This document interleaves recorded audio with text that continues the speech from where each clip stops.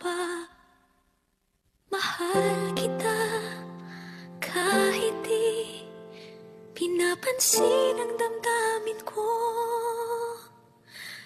Di mo man ako mahal, eto pa rin ako nagmamahal ng tapat sa'yo.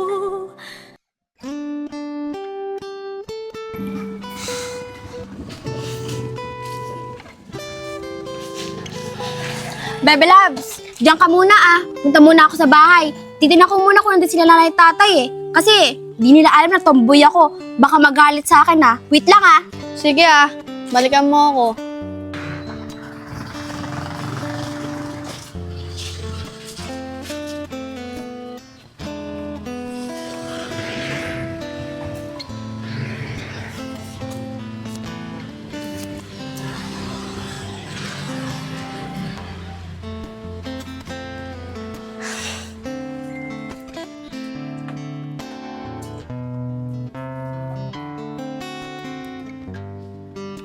Nay! Tay! Nay! Tay! Yun! Sakto! Wala sila dito. Pwede kami tumamay ng Bebe Loves ko.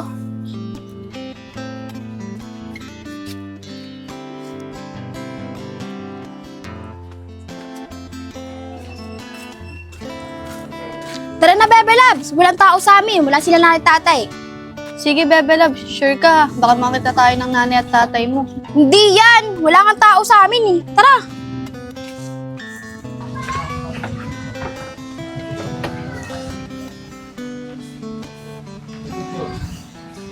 Bebe Loves, pasensya ka na ha.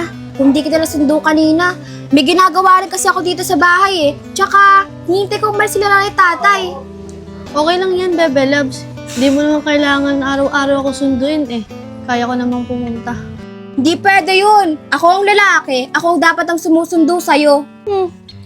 Anong lalaki? Hindi ka naman lalaki. Tomboy ka eh. Bebe Loves, grabe ka naman. Pinagtitripa mo na naman ako eh. Nga pala, nagpaalam ka na ba kila tito at tita? Oo naman, nagpaalam na ako. Tao po. Uy, Ken! Tara, pasok ka! Makikiupo ah. Bakit ka nga pala nagpunta dito? Sana tinawagan mo na lang ako. Wala. Kaya talaga ako pumunta dito. Gusto ko sana mag-rant sa'yo. Para naman mabawasan yung bigat na nararamdaman ko ngayon. Ang dami ko kasing problema eh. Bakit? Ano nangyari? Oo nga pala, kagabi. Nakita ko yung manliligaw mo, umiiyak. Gustong tumalon sa dagat. Ha? Bakit naman umiiyak? Hindi ko din alam eh. Kaya nga tinatanong ko sa'yo eh. Wala din akong ideya dyan eh. Tsaka sino ba dun? Di ba dalawa silang nanliligaw sa akin? Yung isa, yung... Lester yata yun. Oo, tama. Lester nga. Parang broken hearted nga kagabi eh. Bakit kaya siya umiiyak? Eh wala naman ako matanda na ginawa ko sa kanya. Isipin mo muna kasi mabuti. Teka lang. Anong oras na ba? Nako, alas 10 na pala. Pauwi na sila nanay at tatay. Baka mabutan tayo dito. Tara na.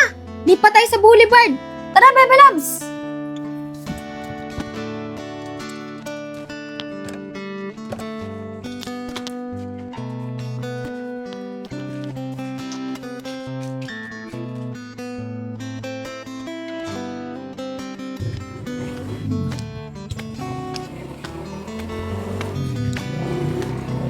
Ken, mabuti naman nandito ka na.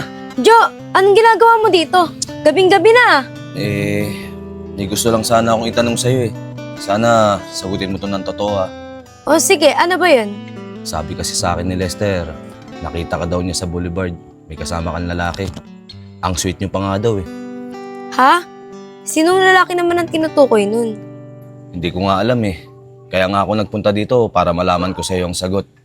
Sana sinabi mo na lang sa amin na meron ko ng iba para hindi kami umasa. Baka yung sinasabi ni Lester na nakita niya sa boulevard na kasama ko, yung pinsan ko. Ano ka ba? Sweet talaga kami sa isa't isa nun. Siya kasi yung pinaka-close ko sa lahat ng pinsan ko. Talaga ba? Totoo? Kala ko pinagpalit mo na ako eh. Ikaw ah.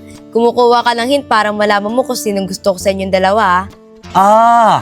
So ibig sabihin, meron ka nang nagugustuhan na isa sa amin. Ako na ba yun? Oops! Secret muna.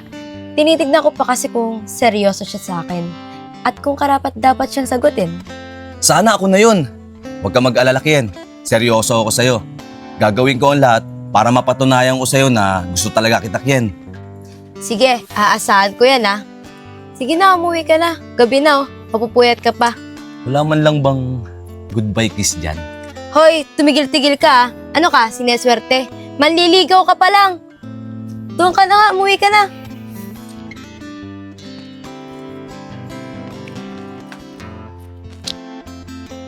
Tol, basta yung sinabi ko sa'yo kagabi sundin mo lang kung ano yung nasa puso mo.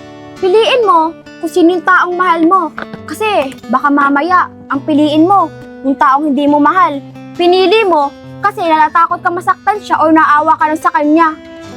Nahihirapan nga ako pumili eh. Kasi pareho silang mabait sa akin at pareho din sila nag-e-effort. Tapos, pinaparamdam pa nila sa akin na seryoso talaga sila para sa akin.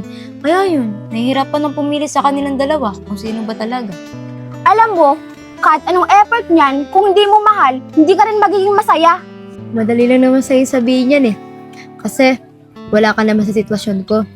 Si Lester, matagal ko ng kaibigan yan eh. Kaya kilala ko na. Tapos, si John naman, bago ko lang nakilala, pero alam ko sa sarili ko na mabait siya. Hindi ko sure pero base sa tono ng pananalita mo, parang natutuwa ka sa dalawang yun. Hindi pwede yan! Dapat, isa lang ang piliin mo. Oo, natutuwa ako sa kanilang dalawa. Pero wag ka maglala. May napili na ako sa kanila. Tinitignan ko lang talaga kung seryoso ba talaga siya sa akin. Pag pinatagal mo yan, mas lalo mo lang masasaktan yung hindi mo pipiliin. Kasi parang pinapaasa mo lang siya.